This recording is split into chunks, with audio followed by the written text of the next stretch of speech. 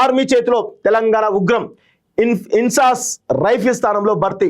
రాష్ట్రంలోని ద్వీప డిఫెన్స్ సంస్థ తయారు చేసినటువంటి రైఫిల్ కు కేంద్రం ఆమోదం.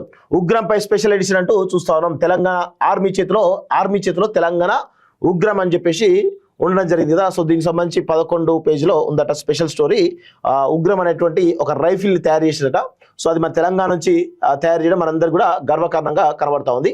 సో తెలంగాణకు చెందినటువంటి defence startup Dwipa defence company డిఆర్డిఓలోని ఆర్మమెంట్ రాసర్స్ అండ్ డెవలప్మెంట్ ఎస్టాబ్లిష్మెంట్తో ఏఆర్డిఏ కలిసి తయారు చేసినటువంటి రైఫిల్కు కేంద్రం ఆమోదం తెలిపింది. సో ఆర్మీ చేతిలో ఇప్పుడు అత్యాధునికమైనటువంటి ఆయుధాలు వస్తున్నాయి ఆర్మీ చేతిలో.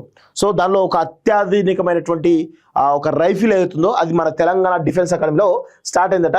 సో దాన్ని కేవలం 100 రోజుల్లోనే డిజైన్ చేసినటువంటి ఉగ్రం 7.62 51 mm రైఫిల్ కు ఆర్మీ కేంద్ర హోంశాఖ నిర్వహించినటువంటి పరీక్షలు విజయవంతమై చరిత్రలోనే అత్యంత వేగంగా తయారు చేసినటువంటి స్వదేశీ రైఫిల్ గా ఉగ్రం నిలిచింది. అన్ని రకాల వాతావరణంలో ఈ రైఫిల్ పనితీరును పరిశీలించడంతో పాటు army general staff qualitative requirement పరీక్షలో కూడా ఉగ్రం పాస్ అయింది.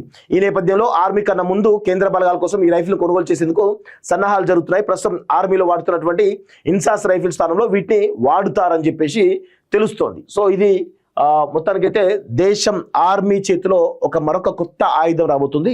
ఇది అత్యాధునిక ఆయుధాలు రావడం కూడా మన దేశం ఎంత పటిష్టంగా ఉంది అనేది, ఎంత సెక్యూర్డ్గా ఉంది అని చెప్పడానికి ఇది ఒక నిదర్శనంగా కనబడతా ఉంది.